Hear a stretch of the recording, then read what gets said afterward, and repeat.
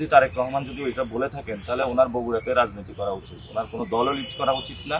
এবং ঢাকা 17 থেকে যে উনি ইলেকশন করতেছেন এখানেও উনি বহিরাগত। আগামীতে শহীদ উসমান হাদি ভাইয়ের বিচারটা যাতে আমরা সুন্দরভাবে বাংলাদেশের সামনে প্রেজেন্ট করতে পারি, সেজন্যই আমাদের এই যাত্রা। যাদের কথা আছে সবাই আসেন, আমরা সামনে দাঁড়াবো। আসসালামু আলাইকুম হযরত, কেমন আছেন? আসসালামু আলাইকুম। আমরা আমাদের প্রচারণা শুরু করেছিলাম ঢাকা বিশ্ববিদ্যালয়ের জামে মসজিদ থেকে, এবং আমরা তারপরে শহীদ উসমান হাদি ভাইয়ের কবর জিয়ারত করেছিলাম, তারপরে রাজু ভাস্কর্য থেকে শুরু করেছিলাম। আমাদের আজকে প্রচারণা 7টা। আমরা আজকেও ফজরের নামাজ সেন্ট্রাল মসজিদে পড়েছি, তারপরে শহীদ উসমান হাদি ভাইয়ের কবর জিয়ারত করেছি, এরপরে আমরা শাহবাগ ফুল মার্কেটে যাব। আমরা যেভাবে শুরু করেছিলাম সেভাবে শেষ করছি।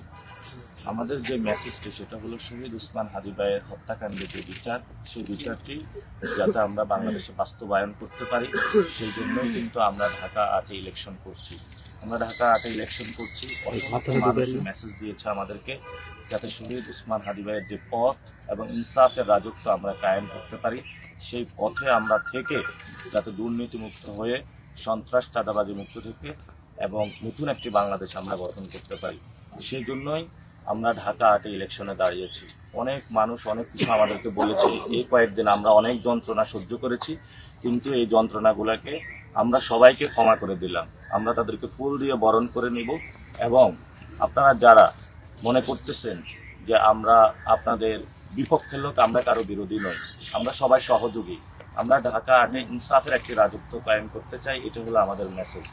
এবং সেই মেসেজটি দেওয়ার জন্যই আমরা এই কয়েকদিন ক্যাম্পেইন করেছি, এবং আমাদের আগামীতে শহীদ উসমান হাদি ভাইয়ের বিচারটা যাতে আমরা সুন্দরভাবে বাংলাদেশের সামনে প্রেজেন্ট করতে পারি, সেজন্যই আমাদের এই যাত্রা। আপনারা প্রথমেই জানেন যে আমাদের ক্যাম্পেইনে অনেক হ্যারাসমেন্টের মধ্যে দিয়ে গিয়েছি। আমরা ক্যাম্পেইন আজকে শেষ করছি, এবং ক্যাম্পেইনে অনেক কিছু হয়েছে, সেগুলো আমরা আর না বলি। তবে আমরা আশা করি যে সবাই ভোট দিতে আসবে 12 তারিখে ভোট কেন্দ্রে, এবং সুষ্ঠুভাবে ভোটটা অংশগ্রহণ করবে। এবং আমরা আমাদের জায়গা থেকে সর্বোচ্চ চেষ্টা করব যাতে আমাদের নেতাকর্মীরা সর্বোচ্চ ধৈর্য সহকারে থাকে এবং সুষ্ঠু ভোটের প্রস্তুতিটা নিয়েই থাকে। এবং অপরপক্ষকেও আমরা বলবো যে এই উৎসব মাসল পাওয়ার এবং টাকার যে রাজনীতি, এটা দেখাবেন না। সুষ্ঠুভাবে ভোট প্রক্রিয়া অংশগ্রহণ করেন। জনগণ যেটা রায় দিবে, আমি যদি হারি আমি মেনে নিব, আমি যদি জয়ী হই আমি মেনে নিব, এবং সেই মেন্টালিটি আপনাদেরও থাকতে হবে আমরা আশা করি। আর আরেকটা বিষয়টা হলো যে আমরা এখানে ইনশাল্লাহ একটা মদিনার সমাজ বানাইতে চাই। ঢাকা 8-এ রাসূল সাল্লাল্লাহু আলাইহি ওয়াসাল্লাম মক্কা থেকে মদিনায় হিজরত করেছিলেন এবং ওইখানে একটি মদিনার সমাজ প্রতিষ্ঠা করেছিলেন। আমি কয়েকদিন আগে এই প্রশ্নটির উত্তর দিয়েছিলাম। জোহান মামদানি গতকালকে এই বিষয়টি বলেছিলেন, ওনাকে কিন্তু আফ্রিকান বলে গালি দেওয়া হয়েছিল। তো আমি আপনাদের সামনে বরাবরই স্পষ্ট করেছি যে আমি ঢাকা 18-তে ইলেকশন করতে চেয়েছিলাম, এবং ঢাকা 18-তে আমি ভোটার হয়েছিলাম। তারপরে সবাই আমাকে আমাদের জোটগত সিদ্ধান্ত হলো যে ঢাকা অনেক ক্রিটিক্যাল এবং চ্যালেঞ্জিং। এখানে শহীদ উসমান হাদি ভাইয়ের ইনসাফের রাজত্ব এবং ওনার খুনের হত্যাকাণ্ডের বিচার নিয়ে অনেকগুলো সমস্যা রয়েছে। তুমি সেখানে যাও, চ্যালেঞ্জ অ্যাকসেপ্ট করো। আমি সেই চ্যালেঞ্জটা অ্যাকসেপ্ট করেছি, এবং সেই অনুযায়ী আমি ক্যাম্পেইন করেছি। এবং আমাদের এজেন্ডাই কিন্তু এটা, যাতে ঢাকা 8কে সুন্দর আমি একটি নগরীতে বানাতে পারি।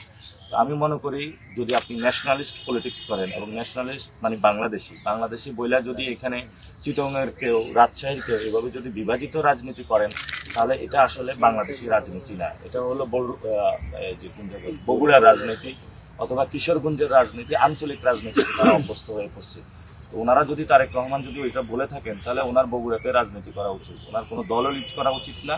এবং বাংলাদেশের কোনো মানে ঢাকা 17 থেকে যে উনি ইলেকশন করতেছেন এখানেও উনি বহিরাগত। এই জন্য আমি বলবো যে উনি যদি ঢাকা 17 ভোটার হয়ে থাকেন তাহলে বগুড়া কেন ইলেকশন করতেছেন? বগুড়ায় উনি বহিরাগত। যারা এই কথাগুলো বলে তারা মানুষের মন থেকে উঠে যাবে, আর তাদেরকে আমরা কি বলবো? তাদেরকে বললে তো তারা আবার খুব রাগ করে। আমরা সেই জায়গাটা একটা কথাই বলবো যে আমরা কারো বিরোধী নই এবং কারো বিপক্ষে আর কোনো কথা বলতে চাই না। আমাদের 8 দফা ইশতেহার রয়েছে, ইনশাল্লাহ আমরা আজকে থেকে এটা নিয়ে কাজ শুরু করতে চাই। আমাদের 7টা ক্যাম্পেইন শেষ হবে।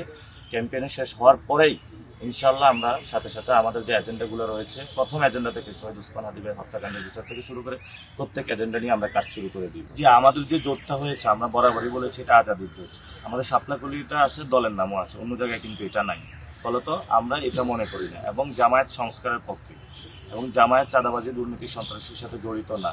জামায়াত গণ অভ্যুত্থানে অভূতপূর্ব ভূমিকা পালন করেছে এবং যারা আছে আমরা তাদেরকে বলবো এই পজিশনে আসলে বাংলাদেশটা একটা ইউনাইটেড পজিশন হয় ভারতের বিরুদ্ধে।